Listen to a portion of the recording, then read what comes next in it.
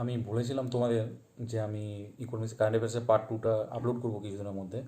তো আমি ইকোনমিক্সের পার্ট 2টা আপলোড করছি। তার আগে যারা ডাব্লিউবিসিএস এবছরে পেয়েছো তাদের জন্য খুবই কংগ্রাচুলেশন।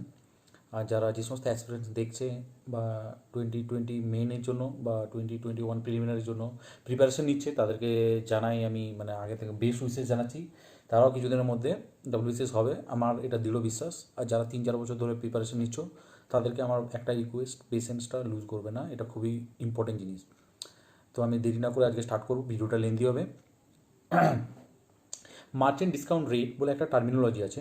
আমরা যখন দোকানে যাই সেখানে গেলে অনেক সময় কোনো কিছু কিনলে অনলাইনে কার্ডে পেমেন্ট করতে গেলে বলে 2% এক্সট্রা চার্জ লাগবে। এটাই হচ্ছে মার্চেন্ট ডিসকাউন্ট রেট। এই রিসেন্টলি আরবিআই একটা পলিসি অ্যানাউন্স করেছে যেখানে বলছে এই ডিসকাউন্ট রেটটা যারা ইউপিআই বা রুপে কার্ডে পেমেন্ট করবে তাদেরকে এটা দিতে হবে না। সেটা দিয়ে আমি বলছি, আমি একটু বলছি, এটা লিখে নেবে। The merchant discount rate charges applicable on payment via RuPay and UPI have been removed. আচ্ছা, এই সঙ্গে সঙ্গে আরেকটা ইম্পর্টেন্ট জিনিস সেটা আসতে পারে, রুপে অ্যান্ড ইউপিআই আর product of national payment corporation of India. এটা ন্যাশনাল পেমেন্ট কর্পোরেশন অফ ইন্ডিয়ার প্রোডাক্ট, এটা কিন্তু আসতে পারে, ইম্পর্টেন্ট। আচ্ছা, আর একটা নতুন বেস রেট, একটা টার্মিনোলজি আমি এটা এক্সপ্লেন করছি, আগে লিখে নাও।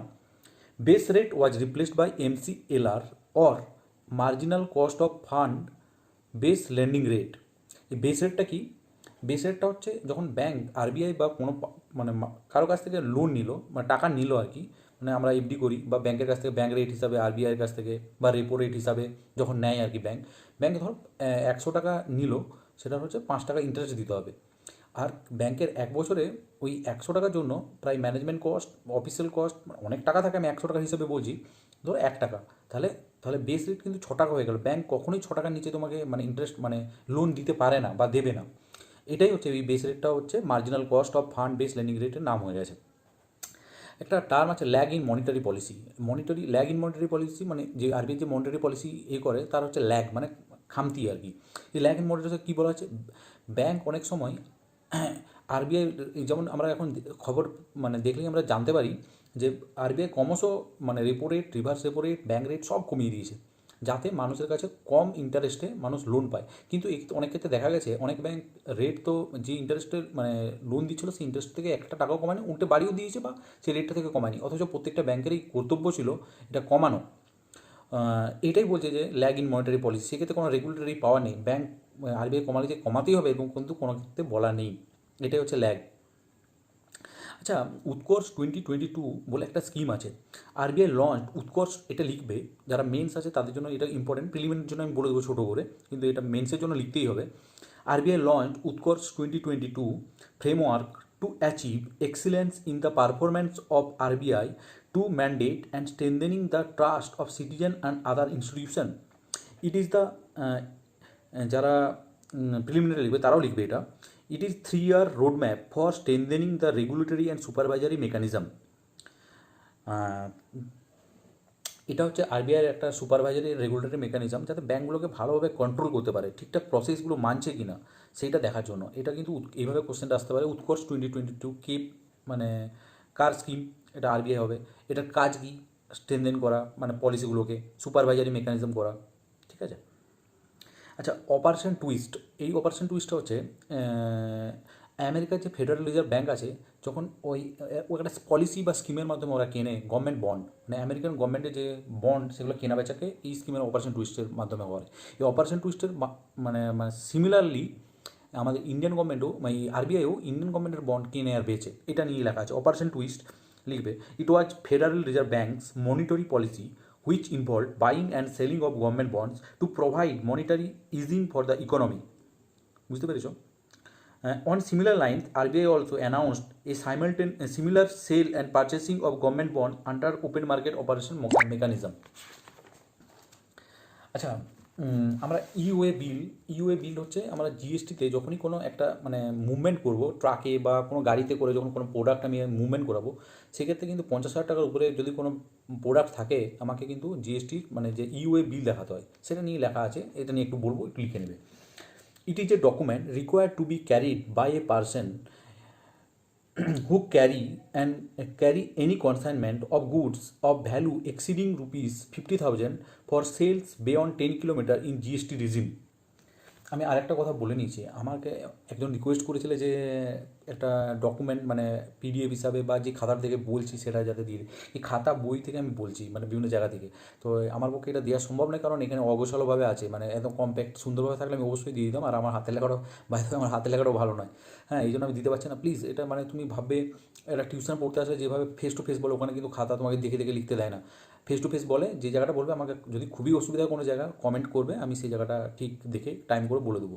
তো এটা হচ্ছে একটা মানে আমরা অফলাইন মানে যে টিউশনের কনসেপ্ট ছিল সেটার মানে মজা নেওয়ার মানে চেষ্টা করি আর কি। হুম। আর যে জায়গাটা বুঝতে পারবে না একটু স্লো করে নেবে বা দুবার শুনে নেবে, তাহলে বুঝতে পারবে, আই থিঙ্ক সো। আচ্ছা, ট্যাক্স বুয়েন্সি, স্পেলিংটা বলছি। ট্যাক্স বানান জানো, BUOYANCY।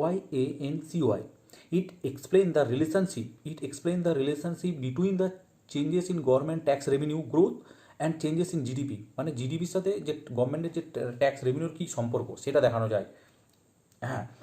আচ্ছা, আমরা খুবই ইম্পর্টেন্ট কোশ্চেন, যে কোনো পরীক্ষায় আসতে পারে, প্রিলিমিনারি মেন কেন যে কোনো পরীক্ষায়। ন্যাশনাল স্ট্যাটিস্টিক্যাল অফিস, আমরা জানি আগে আমাদের দুটো জিনিস ছিল, সেন্ট্রাল স্ট্যাটিস্টিক্যাল অফিস আর ন্যাশনাল স্যাম্পল সার্ভে অফিস, এগুলো মার্জ করে এখন ন্যাশনাল স্ট্যাটিস্টিক্যাল অফিস এসছে। তো এটা এইভাবে লিখবে, central statistics office and national sample survey office will merge and new name will be, not new name, and the new name is national statistical office. আমরা আগেরবারে পি নোটস বলে একটা concept পেয়েছিলাম, যারা WBCS দিয়েছিলে আগেরবারে 2020 ওখানে বা 2019 ইউপিএসসিতে এই কোশ্চেনটা এসেছিল পি নোটসের উপর। এই পি নোটসটা কী এটা জানা এখনও দরকারি, আমি এটা বলে নিচ্ছি, তারপরে আমি এক্সপ্লেন করবো।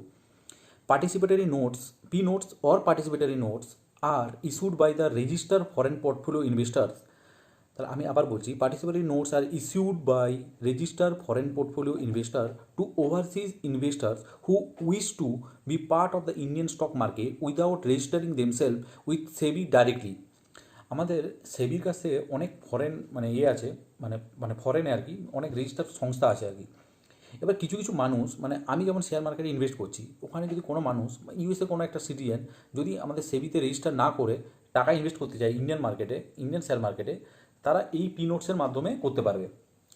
এই যে সংস্থাগুলো বিদেশে আছে তারা তাদের কাছে এই পি নোটসের মাধ্যমে কিনতে পারবে, এটা বলা হয়েছিল। পি নোটসটা আবার আসতে পারে কিন্তু। এই Ponzi scheme, it is a fraud investment scam which promising high rates of return with little risk to investors. আমরা জানি Saradha, specially Saradha, Rose Valley, Sahara, এই যে স্কিমগুলোকেই হচ্ছে বলে পঞ্জি স্কিম। পঞ্জি স্কিম দিয়ে একটা হোয়াট ইজ পঞ্জি স্কিম আসতে পারে, বা পঞ্জি স্কিম দিয়ে এটা কি পঞ্জি স্কিম, পঞ্জি স্কিম টার্মিনোলজি মেন জানা উচিত, মানে যেগুলো ফ্রড, মানে কোনো প্ল্যান নেই হয়তো, হয়তো শেয়ার মার্কেটেও টাকা খাটাচ্ছে না, কোনো কিছু কিনা বেচাও করছে না, শুধু টাকা নিচ্ছে, কিছু কিছু এক্ষেত্রে টাকা দিয়ে দিচ্ছে, যেগুলো সারদা হয়েছিল আমরা সবাই জানি, সেগুলোকেই বলছে পঞ্জি স্কিম। আচ্ছা, জেম 3.0, জেম হচ্ছে একটা 2016 সালে একটা পোর্টাল লঞ্চ হয়েছিল, তাতে বলা হয়েছিল যে সমস্ত যে মিনিস্ট্রি বা গভর্নমেন্ট অফিসার্সরা আছে, গভর্নমেন্ট যে যে যে সমস্ত জিনিসগুলো লাগবে এই জেম পোর্টালের মাধ্যম থেকে কিনতে হবে। এই জেম পোর্টাল নিয়ে নতুন কিছু আপডেট আছে, সেটা আমি বলছি। দ্য জেমের ফুল ফর্ম হচ্ছে the government e market place, জেমের ফুল ফর্ম আসতে পারে government e market place, launched in 2016, এটা কত সালে লঞ্চ ছিল এটাও আসতে পারে। Is an online market platform for facilitate procurement of goods and services by various ministries and agencies of the government. আচ্ছা, আর একটা মানে আমরা অনেক কিছু বন্ড শুনেছিলাম, মশালা বন্ড, এটা কিন্তু খুবই ইম্পর্টেন্ট। এটা কিন্তু মেন্সে যারা আছে আমি পুরোটা বলবো লিখবে, আর প্রিলিমিনারি ক্ষেত্রেও বলে দেবো যে কোন জায়গাটা লিখবে। দে আর রুপি ডিনোমিনেটেড বন্ড, এটুকু লিখবে শুধু প্রিলিমিনারিতে যারা আছে, they rupee denominated bond, that is মানে that mean fund would be raised from overseas market in Indian rupee. Masala বন্ডটা কি, এই বন্ডের মাধ্যমে ফরেন থেকে টাকাটা তুলবে, ইন্ডিয়ান রুপিতে তুলবে, ডলারে নয় বা ইউরোতে নয়, ইন্ডিয়ান কারেন্সিতে তুলবে। এরপরে প্রিলিমিনারি যারা আছে তারাও লিখবে। First masala bond was issued by International Finance Corporation in 2014, এটাও আসতে পারে প্রিলিমিনারির জন্য। আর HDFC become the first company to issue masala bond.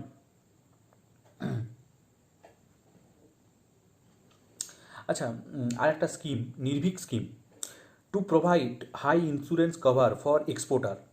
আমাদের অনেক সময় যে যারা দেখবে অনেক আমাদের বন্ধুবান্ধবও বলো বা কোনো ব্যবসায়ী যারা এক্সপোর্ট করতে চায়, দেশে তো সব কিছু বিক্রি হয় না, বা এক্সপোর্ট করলে আমাদের দেশের জন্য লাভ হয়, এই এক্সপোর্ট করতে গেলে টাকা হয়তো অনেক সময় হয় এক্সপোর্ট করে দিয়েছে কিন্তু টাকাটা পাঠায়নি, এই ধরনের সমস্যাগুলোকে দূর করার জন্য এই স্কিমটা তৈরি হয়েছে।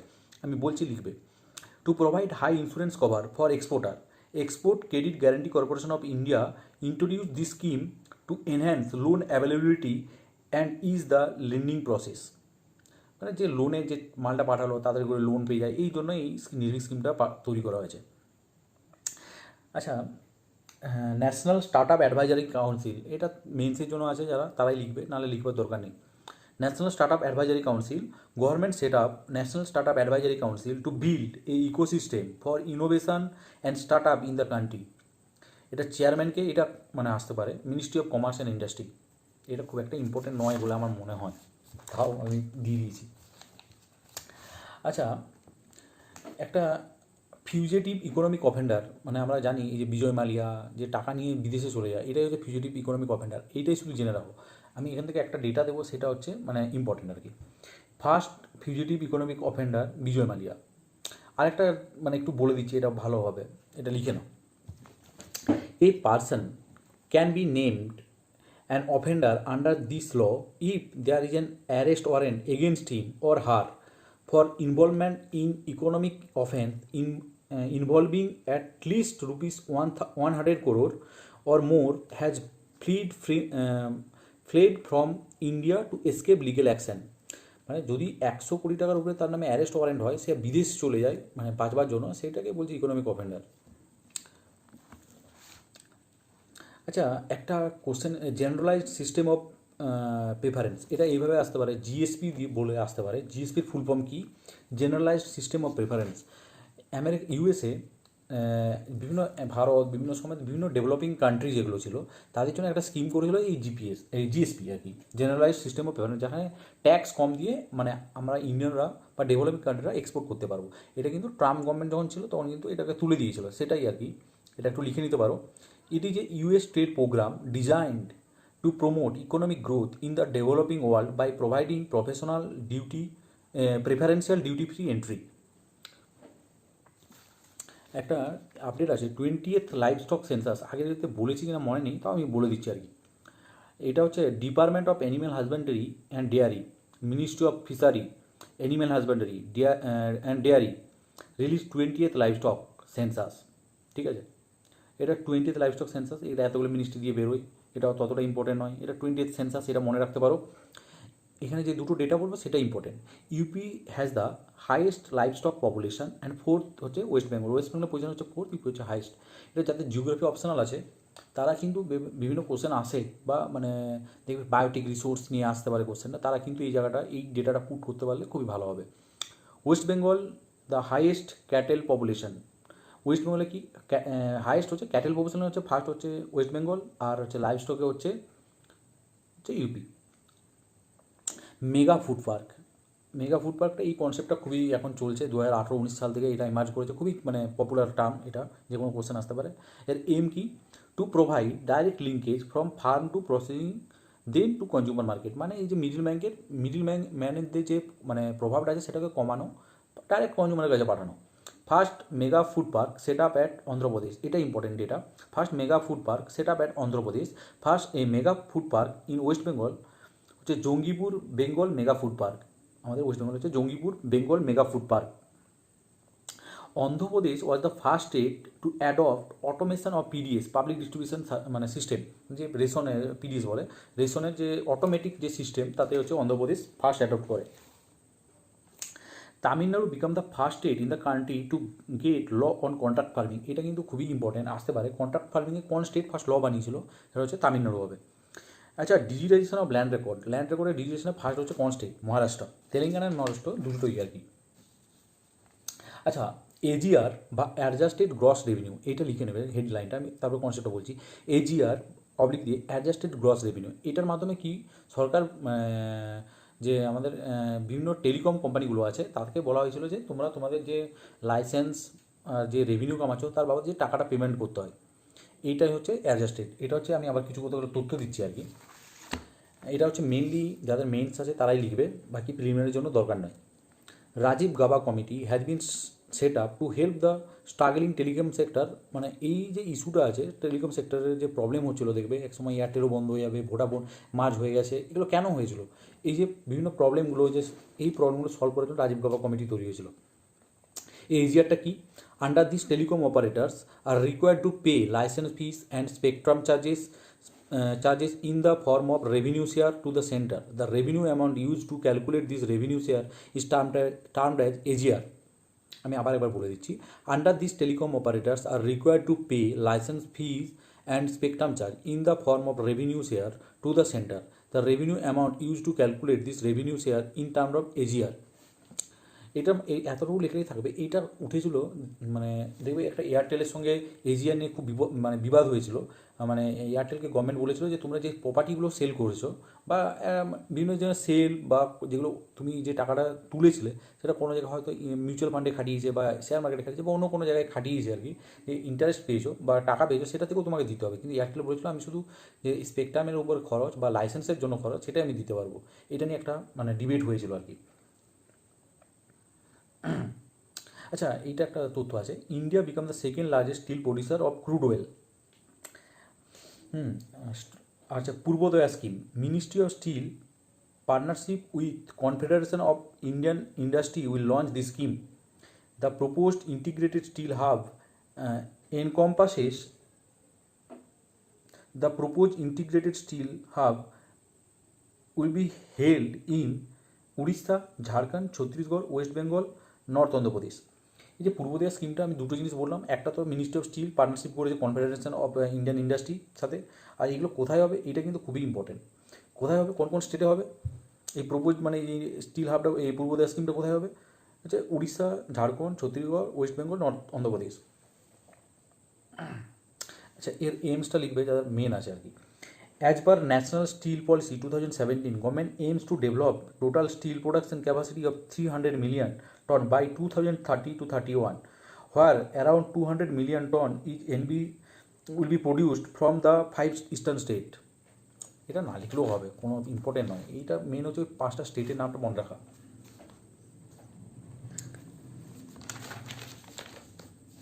আচ্ছা, এটা খুবই ইম্পর্টেন্ট মানে মেন্সের জন্য আর এর জন্য প্রিলিমিনারির জন্য। National infrastructure pipeline for 2019 to 2025। National infrastructure pipeline, এটার মানে দেখলেই মানে অনেকে অনেক ধরনের মানে হবে। আমি মানে অনেকে অনেক ধরনের মানে আমি পেয়েছি এটা কথা বলে। ন্যাশনাল মানে জাতীয়, ইনফ্রাস্ট্রাকচার মানে আমাদের যে infrastructure, road, railway, bridge. Pipeline মানে পাইপ, মানে আমরা যে পাইপলাইনে ব্যবহার করি। আমি ভেবেছিলাম পাইপলাইনের উপর হয়তো কোনো, প্রথমে আমি ভেবেছিলাম হয়তো যখন পড়িনি বা জাস্ট এর উপরে মানে হেডলাইনটা দেখেছিলাম, ভেবেছিলাম হয়তো কোনো ইনফ্রাস্ট্রাকচার তৈরি হবে পাইপলাইনটাও তো একটা ইনফ্রাস্ট্রাকচার। কিন্তু এটা ব্যাপারটা নয়। ব্যাপারটা হচ্ছে বিভিন্ন পাইপলাইন বলতে এখানে বোঝানো হয়েছে যে একটা সব কিছুর একটা কম্বিনেশান, মানে সব কিছুর একটা ইনফ্রাস্ট্রাকচারে হিউজ ডেভেলপমেন্ট করা হবে এই স্কিমের মাধ্যমে। এটা 2019 সালে স্টার্ট হবে, 2025 সালে শেষ হবে। এখান থেকে গোটা কয়েক মানে ইম্পর্টেন্ট আছে, আমি বলছি আর কি, ফ্যাক্ট বলবো আর কি। It is projected at over, মানে এটার খরচ কত হবে, 102 কোটি টাকা। It is projected at over 102 lakh crore. Funding, এর ফান্ডিংটা কেমনভাবে হবে, central, state, private sector. Central করবে 39%, 39, স্টেট গভর্নমেন্ট 39, আর প্রাইভেট সেক্টর হচ্ছে 22। এইভাবে এই প্রপোর্শনে কিন্তু কাজটা হবে। আচ্ছা, আমরা অনেকেই নিমস, NIMZ, national investment and manufacturing zone, এই টার্মটার সঙ্গে পরিচিত। এখানে গোটা কয়েক ইম্পর্টেন্ট টার্ম আছে আর কি। The department for promotion of industry and internal trade is the nodal agency for NIMZ. NIMZ আর ইন্টিগ্রেটেড ইন্ডাস্ট্রিয়াল টাউনশিপ, এটা দরকার নেই। আচ্ছা, এটা সবচেয়ে ইম্পর্টেন্ট যেটা, নিমজের সাথে এসিজেডের মধ্যে ডিফারেন্স। এটা হচ্ছে অরিজিন হচ্ছে আন্ডার দ্য নিমজের আর কি। নিমজের ফার্স্ট কথা মেনশন কোথায় হয় আর কি, under the national manufacturing policy 2011। আর এসিজেডের কথা প্রথম বলা হয় আন্ডার ACG অ্যাক্ট 2005। এটা ডিফারেন্স আর কি। মিনিমাম এরিয়া এই নিমজের জন্য 5000 হেক্টর লাগবে। আর এসিজেডের আমরা জানি অনেকগুলো ক্যাটাগরি আছে, সেই অনুযায়ী 10 to 1000 হেক্টর হচ্ছে মিনিমাম। আর ম্যাক্সিমামের ক্ষেত্রে হচ্ছে কোনো লিমিট নেই নিমজের ক্ষেত্রে। আর এসিজেডের ক্ষেত্রে ম্যাক্সিমাম লিমিট হচ্ছে 5000 হেক্টর। আচ্ছা, ফার্স্ট মাল্টি মোডাল টার্মিনাল হচ্ছে বারাণসী। মাল্টি মোডাল মানে অনেকগুলো, মোডাল মানে এরোপ্লেন, রেলওয়ে, জলপথ, সড়কপথ সব কিছু থাকবে, মানে মাল্টি মোডাল টার্মিনাল। আমি সারফেসি অ্যাক্ট সম্পর্কে আগের ভিডিওতে বলেছি কিনা জানি না, এটা কিন্তু খুবই ইম্পর্টেন্ট। সারফেসি অ্যাক্ট হচ্ছে ওয়াজ পাস্ট ইন 2002 আর কি 2002। ফুল ফর্ম এটাও কিন্তু খুবই ইম্পর্টেন্ট। সারফেসির ফুল ফর্ম হচ্ছে, সারফেসির স্পেলিংটাকে বলছি, SARFAESI অ্যাক্ট, একটা তো বানান জানো। ফুল ফর্ম হচ্ছে securitisation and reconstruction of financial asset and enforcement of security interest act. According to Supreme Court judgment recently, Cooperative Bank also come under SARFAESI Act. SARFAESI Act enacted in 2002 to check non-performing assets। ঠিক আছে, এই তিনটে জিনিসই কিন্তু important আছে। Basal 3 norms, এটা বলবার আগে আমি ব্যাসেল 3 মানে জিনিসটা কি, আমাদের যেমন ইন্ডিয়াতে বিভিন্ন ব্যাঙ্কগুলোকে আরবিআই রেগুলেট করে, এরকম আরবিআই এমন একটা সেন্ট্রাল ব্যাঙ্ক, এবং বিভিন্ন দেশে প্রত্যেকটা দেশে প্রায় একটা করে সেন্ট্রাল ব্যাঙ্ক থাকে। এই সমস্ত সেন্ট্রাল ব্যাঙ্ক রেগুলেট করে, বা রেগুলেট তো করে বলবো না, মানে বিভিন্ন ধরনের গাইডলাইন দেয় বা সাজেশান দেয়, এইভাবে বলতে পারি। এইটা করে হচ্ছে ব্যাসেল নর্মের মাধ্যমে। ঠিক আছে, এবারে আমি কিছু কতগুলো তথ্য দিচ্ছি আর কি। তাহলে it is a set of financial reforms that was developed by Basel Committee on Banking Supervision with the aim to regulation, supervision and risk management in banking industry in all over world. It will be implemented in 2023. Basel, a city in Switzerland, is the headquarter of Bureau of International Settlement. India হচ্ছে bureau of international সেটেলমেন্টের member. এই bureau of international settlement, তারপরে যেখানে যতটা পড়েছি তারপরে, which foster cooperating central banks with a common goal of financial stability and common standard of banking regulation। বুঝতে পারছো? আচ্ছা,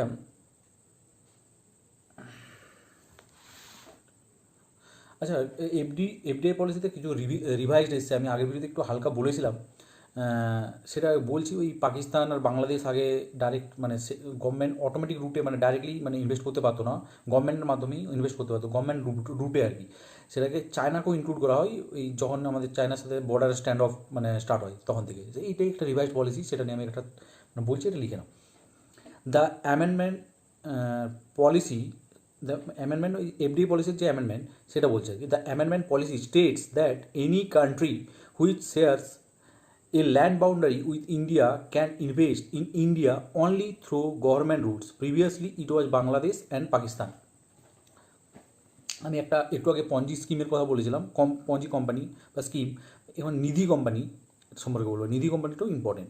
নিধি কোম্পানি যে type of company in the non banking finance sector, their core business is borrowing and lending money between their member.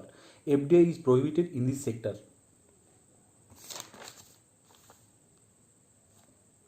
আচ্ছা, আত্মনির্ভর ভারত এই একটা scheme বেরিয়েছিল। এই দেখবে আগের বছর প্রিলিমিনারি কোশ্চেনে ডাইরেক্ট এই ফান্ডে কত কোটি টাকা ইনভেস্ট হয়েছিল, ডাইরেক্ট কোশ্চেন দিয়ে দিয়েছে।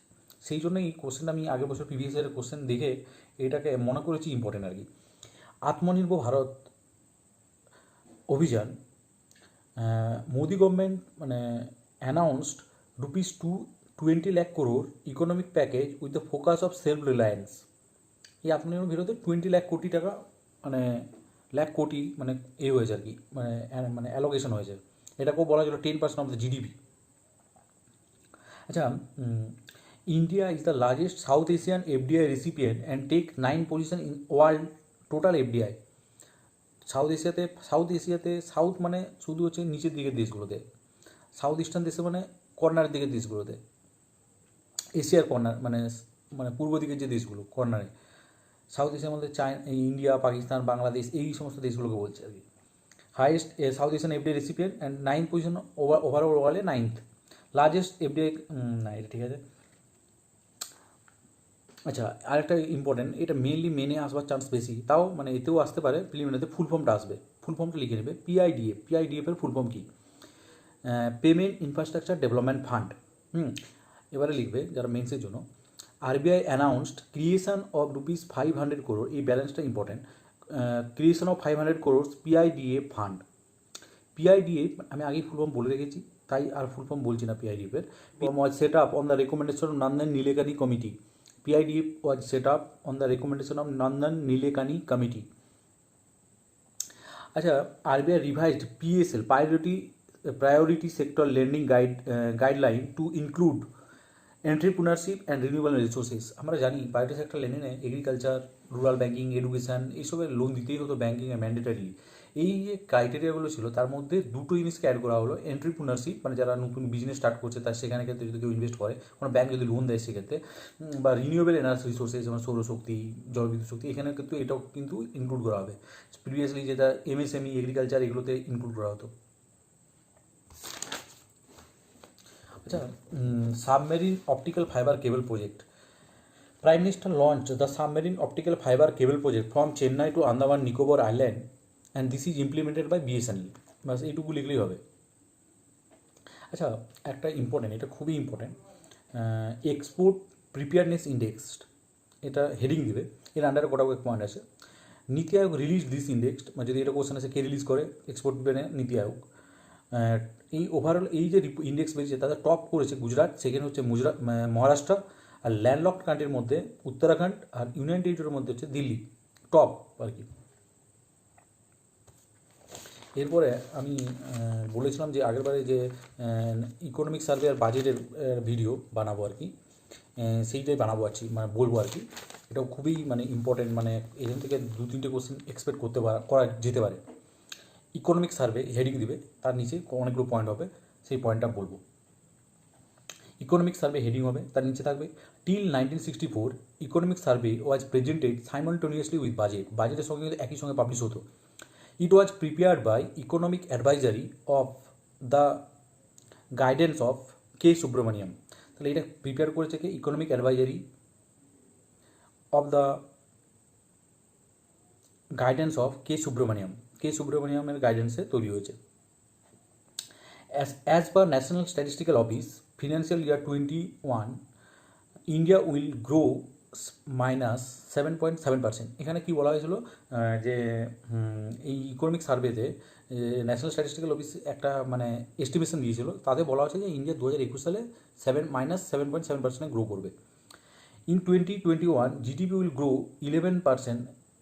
2021-2022 মানে মানে এটা 20-21 কথা বললাম যে -7% গ্রো করবে, 21-22 বলছে গ্রো করবে 11% real GDP.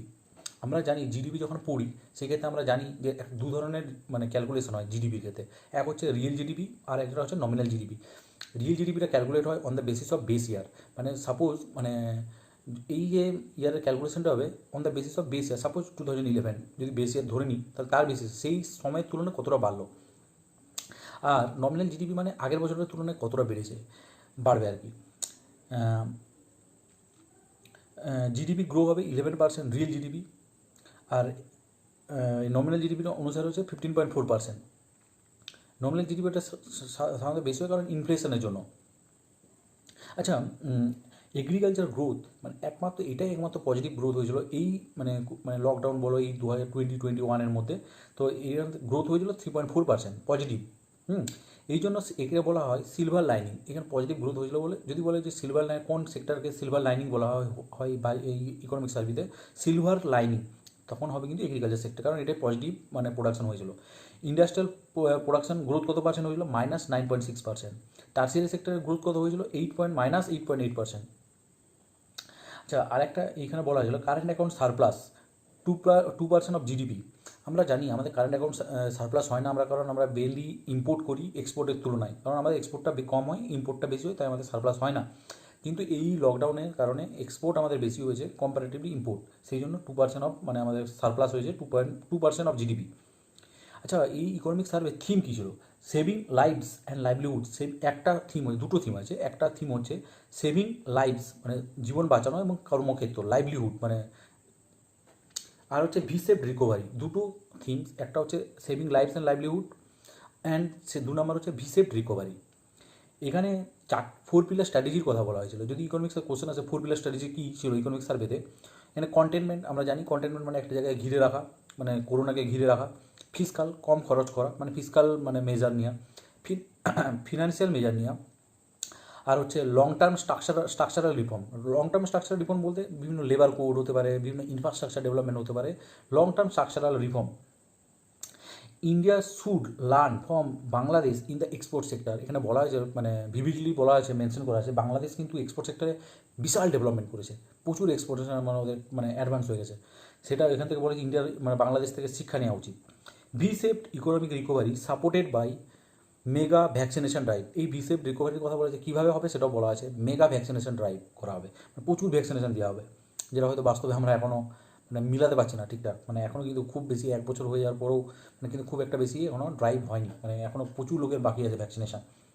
Two eradicate poverty focused should be given on economic growth. Poverty দূর করার জন্য এখানে বলা হয়েছিল ইকোনমিক গ্রোথের উপর জোর দিতে হবে। Bare necessity index launched by economic survey. এই সার্ভেতে বেয়ার নেসেসিটি ইন্ডেক্স লঞ্চ হয়। এবার বাজেট নিয়ে কতগুলো ইম্পর্টেন্ট বলবো। বাজেট 2021 হেডিং হবে, তার আন্ডারে অনেকগুলো মানে তথ্য চলে আসবে। ফার্স্ট, এটা হচ্ছে ফার্স্ট ডিজিটাল বাজেট, ঠিক আছে, ফার্স্ট ডিজিটাল বাজেট। এরপর একটা ছক করতে হবে, যদি বলে ফার্স্ট ডিজিটাল বাজেট হচ্ছে বাজেট 2021। এরপর একটা ছক করতে হবে। প্রথমে হচ্ছে ক্যাটাগরি বলে লিখবে, ক্যাটাগরি লিখে একটু বেশি জায়গা দেবে, মানে এতটা মতন, মানে খাতা অনুযায়ী এতটা। তো সেখানে মানে 1/5 জায়গা লাগবে ওটার জন্য। যেখানে ফিসকাল ডেফিসিট লেখা যাবে এরকম, মানে ধরে নাও ফিসকাল ডেফিসিট লেখা যাবে একমাত্র জায়গা।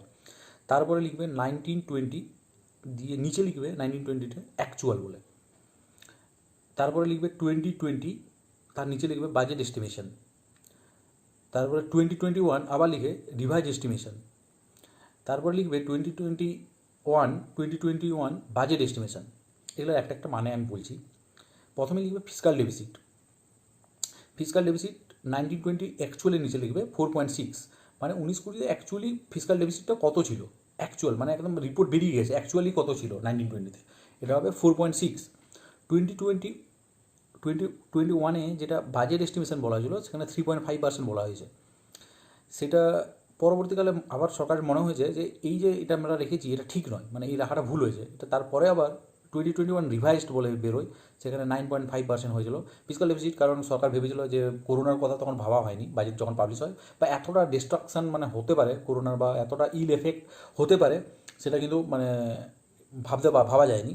সেই জন্য সেটা আবার পরে রিভাইজ করা হয়, যেটা 3.5 থেকে 9.5 করা হয়, রিভাইজ 2021। এবারে বাজেট এস্টিমেশন 2021-2022 এর মধ্যে 6.8 করা আছে। Government aim to reduce fiscal deficit 45% by 2026। এটা দরকার নেই, এটা লিখবার দরকার নেই ছকে, জাস্ট এটা নিচে একটা মানে স্টার মার্ক দিয়ে লিখে রাখতেও পারো, কিন্তু এটার কোনো দরকার নেই। 45% বাই 2026, মানে 4.5%, সরি 4.5 মধ্যে আসবে 2026-এর মধ্যে। এটা নিচে স্টার মার্ক দিয়ে ফুটনোট দিয়ে লিখে রাখতে পারো, এটা ওই ছকে কিন্তু লিখবে না। এই ফিসকাল ডেফিসিট যেখানে লিখেছিলে তার নিচে লিখবে রেভিনিউ ডেফিসিট, তার 1920 অ্যাকচুয়ালের নিচে লিখবে 3.3, যেখানে 2021-এ 3.5 লিখেছে তার নিচে লেখা থাকবে 2.7, রিভাইজ এস্টিমেশনের নিচে লেখা থাকবে 7.5, 21-22-এর নিচে লেখা থাকবে 5.1। এবার হচ্ছে প্রাইমারি ডেফিসিট, রেভিনিউ ডেফিসিটের নিচে লিখবে প্রাইমারি ডেফিসিট। প্রাইমারি ডেফিসিটে 1920 অ্যাকচুয়ালি হবে 1.6, আর যেটা বাজেট এস্টিমেশন করা ছিল 0.4 হবে, রিভাইজড এস্টিমেশনে হবে 5.9, আর 2021 আর 22-এর বাজেটে যেটা বলা হয় 3.1। ঠিক আছে, এটা কিন্তু ডাইরেক্ট কোশ্চেন চলে আসে এরকমভাবে। ফিসকাল ডেফিসিট কত ছিল 1920 অ্যাকচুয়ালে মেনলি আসার চান্স আছে, বেশি আসে আর কি 1920-তে। 21-22-এ বাজেটে কী ছিল, আর মেনলি বাজেট এস্টিমেশন 21-22-এরটা ভালো করে দেখবে, 21-22-এর বাজেটে কী বলা হয়েছে আর 1920 অ্যাকচুয়ালটা কী বলা হয়েছে, এটা বেশি ইম্পর্টেন্ট। এগুলো ইম্পর্টেন্ট। তারপর একটা হেডিং দেবে রুপিস কামস ইন। বাজেটে আমরা জানি বাজেট মানেই হচ্ছে তার হিসাব নিকাশের ব্যাপার থাকে। এই যে সরকারের কাছে রুপিস কাম ইন, মানে রুপিসে ইনকামটা হচ্ছে সরকারের কোথা থেকে কত পার্সেন্ট, যদি 100 টাকা ইনকাম হয় কোথা থেকে কত টাকা আসছে সেটা বলা হয়েছে। আমি মেন 4-5টা সেক্টর বলবো আর কি। বরোইং, মানে সরকার ধার করে 36 টাকা আনে 100 টাকার মধ্যে বরোইং করে। জিএসটি থেকে 15 টাকা আসে, কর্পোরেশন ট্যাক্স থেকে 13 টাকা আসে, ইনকাম ট্যাক্স থেকে 14 টাকা আসে। এগুলো পরপরভাবে আমি একটু তাড়াতাড়ি বললাম, একটু লিখে নেবে আর কি আস্তে করে। রুপিস গোজ টু, হেডিং দেবে রুপিস গোজ টু, মানে যে টাকাটা এলো বা প্রিন্ট করালো আরবিআইকে দিয়ে, সেই টাকাটা কোথায় যাচ্ছে, কত টাকা যাচ্ছে, কত পার্সেন্ট যাচ্ছে। যদি 100 টাকা খরচ করে সরকার, কোথায় কত টাকা যাচ্ছে। সরকারকে এই যে লোন নিয়েছিল তার ইন্টারেস্ট পেমেন্ট করতে হয় 20 টাকা, 20% বা 20 টাকা। স্টেট শেয়ার ট্যাক্স আমরা জানি, যখন 42nd মানে যে আমাদের সরি আমাদেরকে 42% ট্যাক্স সেন্ট্রাল গভর্নমেন্টকে স্টেট গভর্নমেন্টকে দিতে হয়। এটা 15 ফাইন্যান্স কমিশনের রেকমেন্ডেশন ছিল। এই জন্য এই যে রেকমেন্ডেশনে যে টাকাটা দেয় সেটা হচ্ছে সেন্ট্রাল গভর্নমেন্টের 16 টাকা বেরিয়ে 100 টাকার মধ্যে। সেন্ট্রাল সেক্টর স্কিমে 14 টাকা চলে যাচ্ছে। সাবসিডির মধ্যে 8 টাকা যাচ্ছে, এই যে গ্যাসের সাবসিডি, অন্যান্য বিভিন্ন জায়গায় যে সাবসিডি দিচ্ছে, সারের সাবসিডি 8 টাকা চলে যাচ্ছে। ডিফেন্সে 8 টাকা, আর হচ্ছে sponsored scheme, central sponsored scheme হচ্ছে 9 টাকা। যেগুলো বললাম লিখবে, আমি সবগুলো বলিনি, 100 দরকার পড়ে না, শুধু মানে থিম অফ দ্য বাজেট, আত্মনির্ভর ভারত, দ্য সংকল্প of nation first through 6 pillar in financial year 2022। Theme of budget হচ্ছে আত্মনির্ভর ভারত অ্যান্ড দ্য সংকল্প of nation first through 6 pillar in financial year 2022। এই 6 পিলারগুলো কি? 6 পিলার বলে মানে দেবে, হেডিং দেবে, হেলথ অ্যান্ড ওয়েলবিং 1 নাম্বার, মানে হেলথের উপর অনেক খরচ করবে, মানে হেলথ মানে ডেভেলপ করবে আর কি। Innovation and research and development, innovation মানে রিসার্চ অ্যান্ড ডেভেলপমেন্টে টাকা ইনভেস্ট হবে আর কি। Physical and financial capital and infrastructure, বুঝতেই পারছো, ইনফ্রাস্ট্রাকচার বা ফিনান্সিয়াল ক্যাপিটাল এগুলোর উপরে ডেভেলপমেন্ট করা হবে। Inclusive development for aspiration India, inclusive development মানে হচ্ছে ওভারঅল ডেভেলপমেন্ট, সব বিষয়ে ইনক্লুসিভ, মানে শুধু প্রচুর টাকা দিয়ে দিলাম, গ্রোথ করে দিলাম ইকোনমি, কিন্তু মানুষদের উন্নতি হলো এরকম ইনক্লুসিভ, মানে সব দিক থেকে ডেভেলপমেন্ট হবে।